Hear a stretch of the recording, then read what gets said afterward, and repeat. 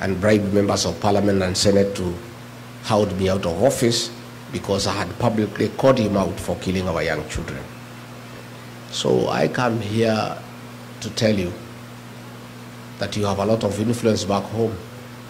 You cannot be silent when our young children are being killed. You are parents. You have children too.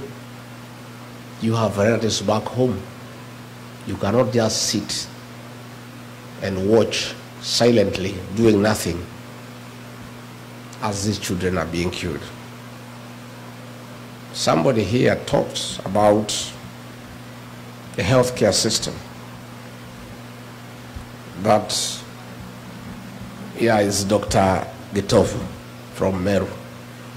By the way, where is Dr. Gitovu? You are not our cousin. You are our brother. Hi, bro. Wewe ni ndugu. Myself, I'm Meru. My mother is Meru. I am Kiana Kiamwari. Yeah? So, wewe ni ndugu. Yeah? The cousins are many, like Wekesa. Wapi Wekesa? Haikuzo.